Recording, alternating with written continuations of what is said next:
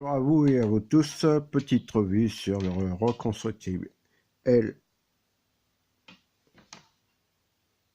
MTL RDTA RS de Inoking, conçu par Jean-Philippe Boussardeau et Vapwingen.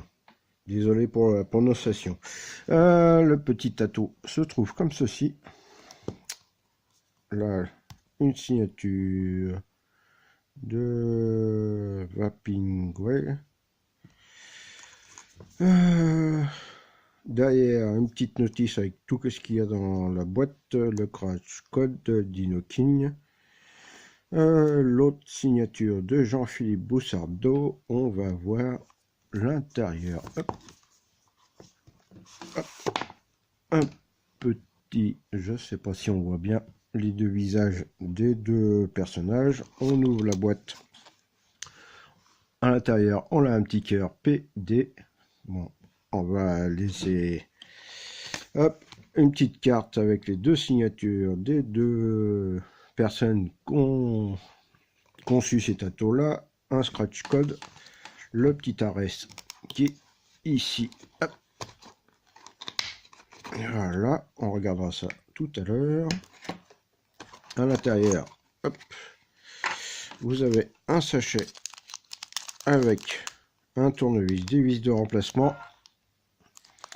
une barre de coille avec un diamètre de 3 de ce côté-là et de 2,5 ici, et une autre barre de l'autre côté, mais il n'y a pas de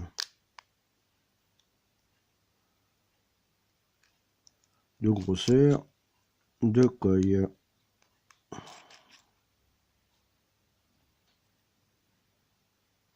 C'est tout. Utile pour les gens qui savent pas faire de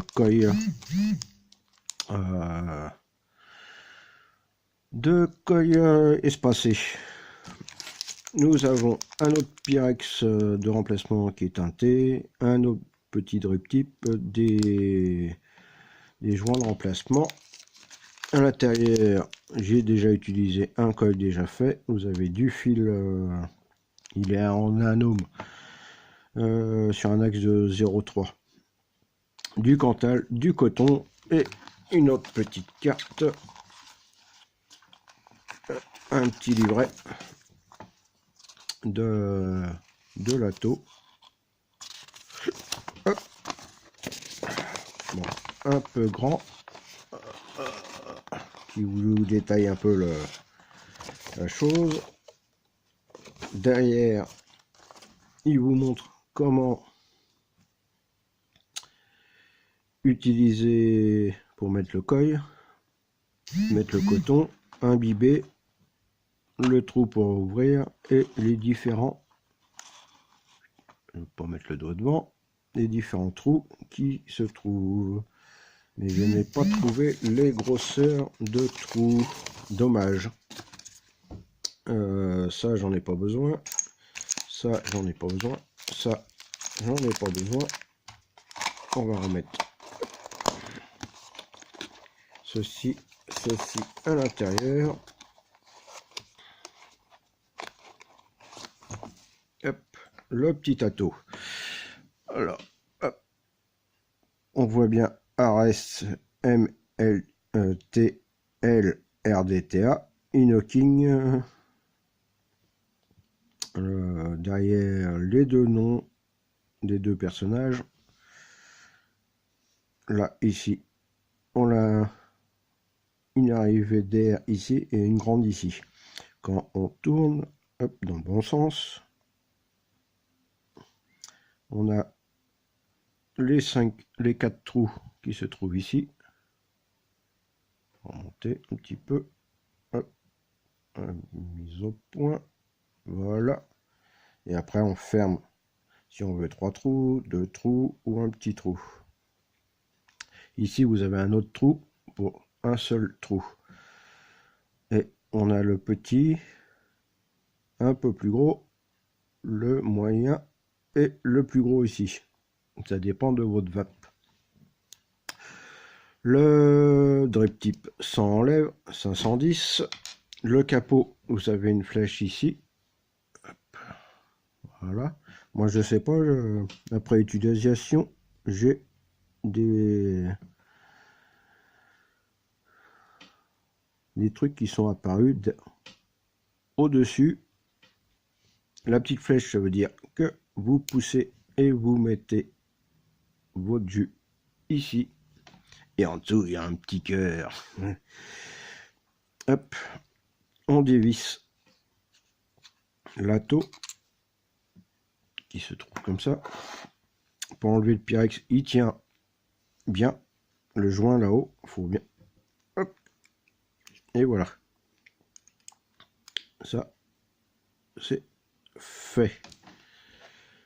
Sur la taux, vous avez deux pas de vis, vis inversée. Le bar, je sais pas trop c'est quoi, à quoi ça peut servir. Si je me doute pour le positionnement du coil, pour pas que le coton redescende et qu'il tape sur l'arrivée d'air. L'arrivée d'air se trouve avec une grille. On va faire le point. Voilà, avec plein de petits trous. Je sais pas trop pourquoi ils ont fait ça. Mais hop, on va prendre une box. Et c'est du 24. C'est du 24 mm. Donc on va chercher une autre box. Je reviens.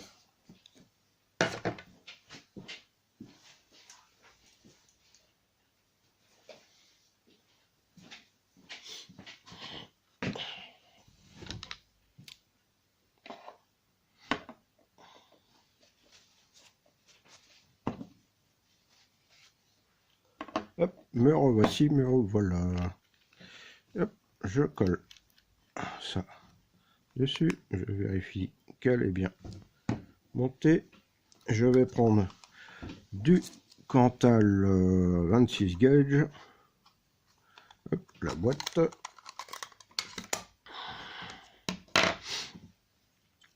On va prendre un morceau de Cantal. Hop.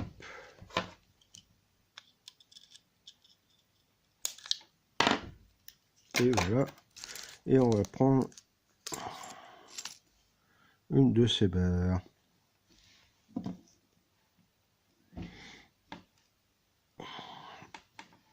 Et on va essayer avec ceci. Hop.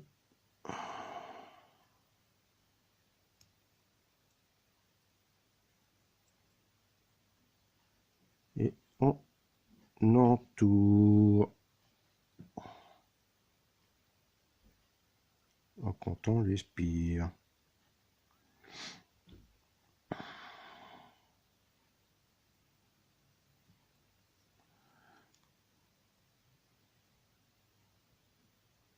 Un, deux, trois.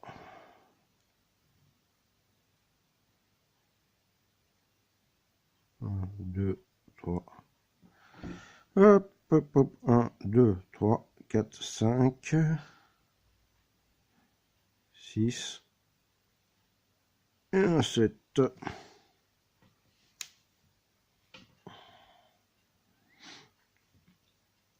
Hop.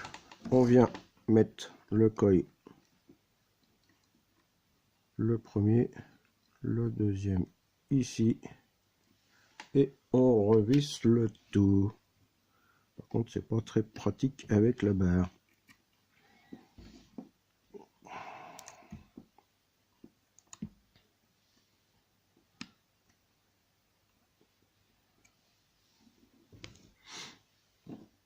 Alors. Je vais visser. Hop.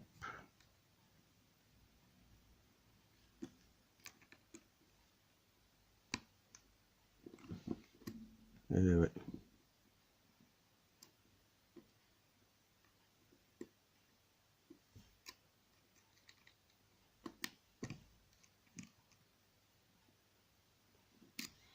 Je sais pas, mais les vis qui sont fournies sont pas géniales. On vérifie que ça. Alors, hop, pour les enlever, est-ce que on dévisse?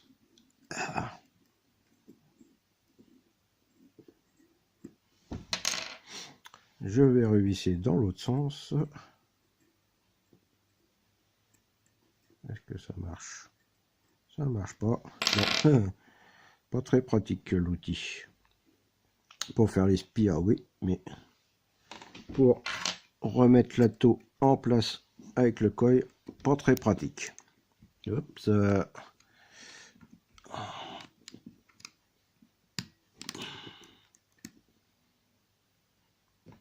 Et merde, ça l'a monté. Hop. On va mettre ceci, ça va éviter en le serrant.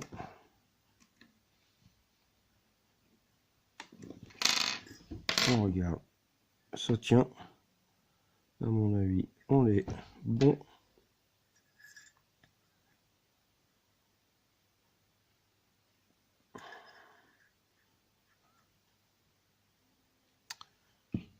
On regarde qu'on est bien au milieu, à la bonne hauteur. Voilà, et on coupe à ras.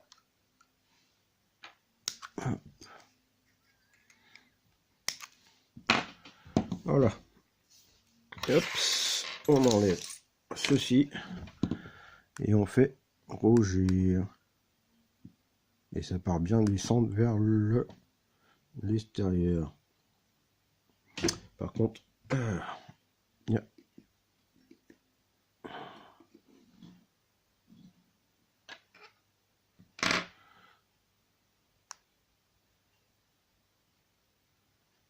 Hop, et voilà. Par contre, je sais pas trop. Je vais prendre l'ordre barre pour voir l'axe. Je dirais du 3. Et le 3, ça a du mal à rentrer. Et le 2,5, ça flotte un peu. Le coton, hop. On va prendre un morceau de coton.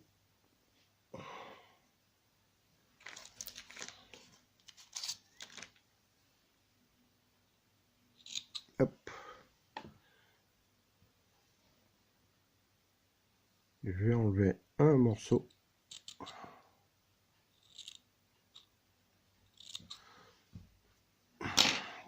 Rouler le coton. Comme ceci.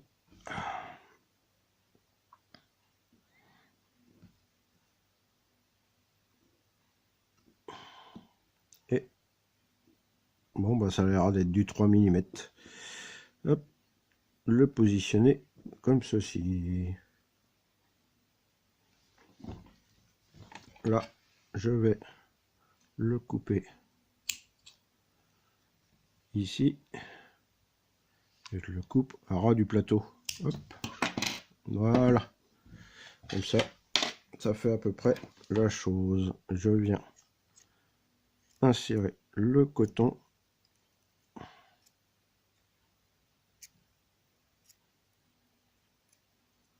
Faut pas qu'il dépasse, sinon quand vous allez le revisser, vous allez embarquer le coton et le coton sera plus dans la rigole. Alors on peut le faire comme ceci, soit, vous voyez, ça il tient pas trop, on va l'imbiber de liquide. On va prendre un fruité, on va voir qu'est-ce que ça donne là avec un fruité. Hop, et on y va.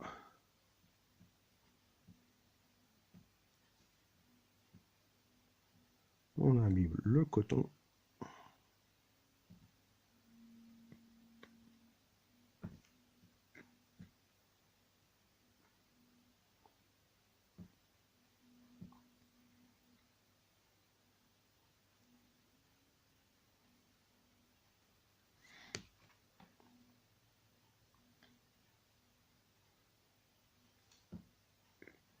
Puis j'essaie aussi de la mélasse un peu pour voir s'il passe.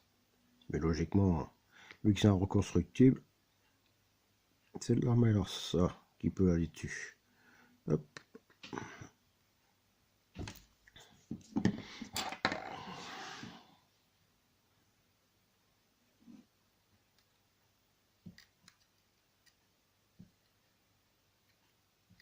Ouais, les deux barres empêchent le coton d'aller sur l'arrivée d'air.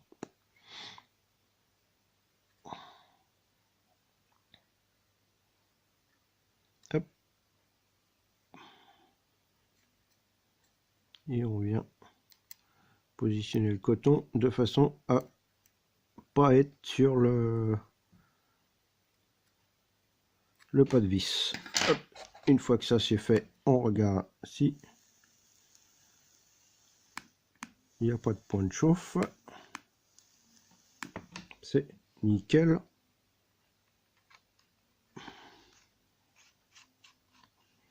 On referme. On remet le drip tip dessus. Et je suis avec une résistance de 0,85. Ça pique un peu. Hop, on tire et on remplit.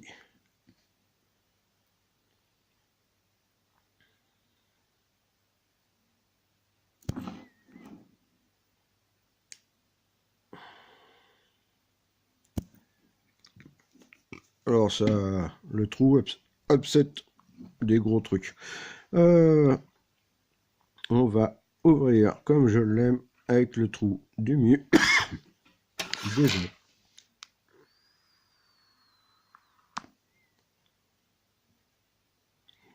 Et même en tirant serré.